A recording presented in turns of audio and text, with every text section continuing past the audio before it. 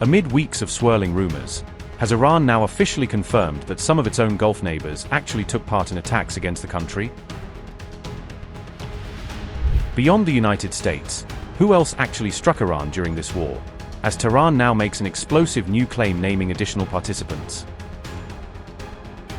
Has Tehran now effectively named a fresh set of enemies, accusing certain regional states of doing far more than simply helping the US strike? Are the United States and its Gulf allies now jointly under fire from Tehran's rhetoric, as Iran's army warns of a crushing revenge for any future aggression? Iran has directly accused several Gulf states of actively joining this war, even as its own army vows an even harsher retaliation against any future aggression. On July 27, Iran formally accused neighboring Gulf states of directly launching strikes on the nation, escalating tensions across the wider region. This claim was made by Iranian Foreign Ministry spokesman Esmaeil Baghaei during an official briefing held in Tehran. Baghaei stated that while the United States led these attacks, certain regional states also played a direct role in carrying them out. Baghaei said, and I quote, "Unfortunately, contrary to all norms of international law and the principle of good neighborliness, these countries made their territory available to parties attacking Iran. In some cases, we know that they independently participated in the military aggression against Iran." Unquote. Iran also made clear that Washington will not be the one to decide when this current war finally comes to an end. We have never allowed, and we will never allow the United States to determine when there is war or peace. We will defend ourselves whenever our interests require it, whenever our circumstances require it, whenever we believe we can use diplomacy as a tool to safeguard our national interests. We will certainly use it as such.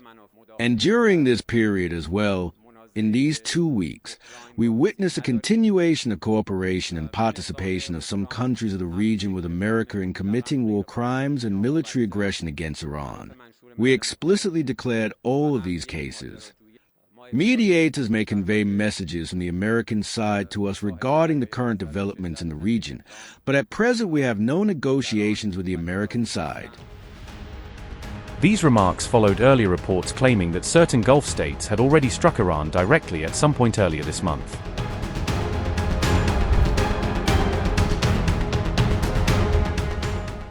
According to a Wall Street Journal report published on July 24, both Bahrain and Kuwait secretly struck Iranian sites back in early July.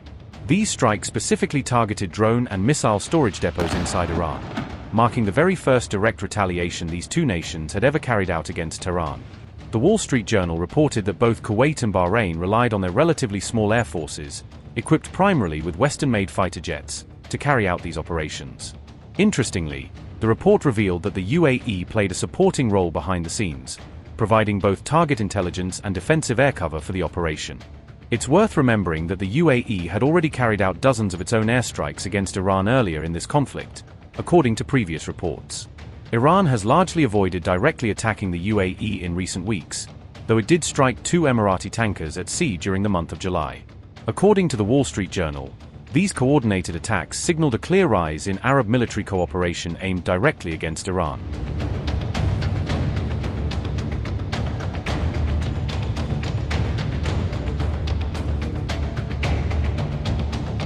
Iran has increasingly focused its retaliatory strikes on Bahrain and Kuwait specifically over these past several weeks of escalating conflict. Both of these Gulf states host significant American military bases and grew increasingly fearful of allowing Tehran to strike them again without any consequence. The Wall Street Journal reported that Arab governments have absorbed much of Iran's retaliatory fire so far and now genuinely fear being locked into a prolonged standoff. Experts note that both Oman and Qatar continue to show very little appetite for any direct military confrontation with Iran, preferring a far more cautious approach.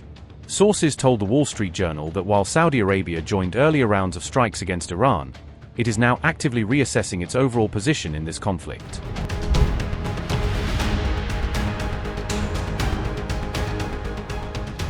Meanwhile, Iran's army has pledged an even stronger response to any future military aggression directed against the country. This pledge came as Iran marked the anniversary of Operation Mersad from 1988, a significant battle during the earlier Iran-Iraq War. The Iranian army also praised its own role during the 2025 12-day war with the US and Israel, along with the recent battles fought around the Strait of Hormuz. Officials said these recent operations clearly demonstrated Iran's indigenous military strength and its unwavering resolve to defend itself. Iran confirmed that its forces remain fully deployed across the country specifically to deter any future attacks from materializing.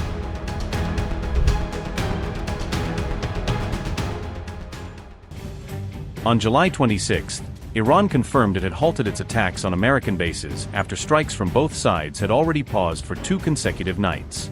Iranian army spokesman Amir Akraminia stated clearly that Iran's entire military strategy throughout this conflict had remained purely retaliatory in nature. Akraminia warned that any continued U.S. strikes could significantly widen this war, hinting specifically at rising tensions around the Bab el-Mandeb Strait.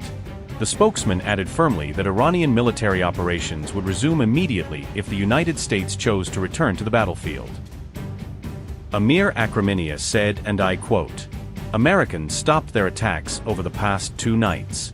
Since our strategy has been entirely retaliatory, we also stopped our retaliatory operations." The U.S. strategy is unclear even to the country's own officials. This is evident in the remarks of U.S. officials, particularly the U.S. President, as well as in the actions of U.S. Central Command. Unquote. Iran's army separately claimed that almost all American infrastructure located in Erbil had been completely destroyed during this campaign. Brigadier General Mohammad Reza Akraminia stated that anti-Iran groups operating out of Erbil had lost their operational capacity entirely as a result. Iran further claimed it had inflicted serious and widespread damage on multiple American military bases scattered across the wider region. Tehran acknowledged that the United States still possesses extensive military capabilities, equipment, and bases spread throughout the Gulf region.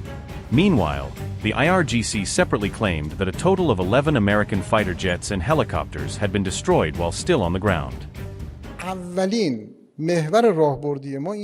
Our first strategic axis is to blind the enemy, disable its operational mind, destroy its surveillance capabilities, and eliminate its operational command capabilities, leaving it in a state of confusion and shock. This is our first axis, and in this framework, over the past 15 days, we destroyed 7 command and control centers, eliminated 3 satellite communication systems, and targeted 6 radars belonging to Patriot air defense systems. Patriot systems are in fact among the best American defense systems. Our drones and missiles can now pass through easily because we blinded these radars. We destroyed 3 air and maritime control and surveillance radars, 8 early warning and detection radar systems, 7 missile air defense radars, 3 EPS radar systems, 2 EPS-17 radars, 5 long-range radars, 2 defense radars, and 1 tactical radar complex. In order to weaken and gradually destroy the enemy's operational capabilities, we must target its support and logistical supply centers. In this framework, we targeted 6 fighter jet and helicopter maintenance centers, which are extremely important centers in wartime. Over the past 15 days, we destroyed 3 support and logistical supply centers, set fire to 12 fuel depots, destroyed 17 depots supporting weapons and spare parts for ships and aircraft, in addition to 6 missile silos. In order to pressure the enemy, impose costs on it, and paralyze its capabilities, we must destroy its operational infrastructure. In this context, we destroyed 6 hangars for MQ-9 drones, 6 other hangars and 1 shelter for preparing F-15 fighters, 1 shelter for drones containing 8 new unused aircraft, 2 command centers, 1 platform for refueling an aircraft carrier, and 1 hangar for P-8 electronic warfare aircraft. We destroyed 4 launch platforms for HIMARS missiles, 5 fighter hangars, and 4 Patriot air defense systems. We also destroyed 6 missile launch platforms, 1 fuel pumping station, 2 signal communication centers, 1 intelligence data center, and 1 artificial intelligence center. This center, located in Bahrain, was one of the centers that provided major support to American operations in the region, and we destroyed it completely. We destroyed the Shambud Warehouse Center, 1 fuel dock, 4 fighter shelters, and 6 takeoff and parking aprons, and we also completely destroyed the data processing center belonging to the American company Amazon. In the first wave, we destroyed most of the center, and in the following wave, we destroyed it completely. When we targeted the Amazon facility, we did not target just a building, but the largest American data processing center in the region. The United States established this center in 2019 with an investment of $9 billion. In which country? In Bahrain. And when we targeted it, we destroyed one of the enemy's most important capital assets for information processing, causing major disruption in the American power chain. Interestingly, all of these claims emerged right amid separate reports suggesting that secret talks aimed at halting this war have quietly restarted behind the scenes.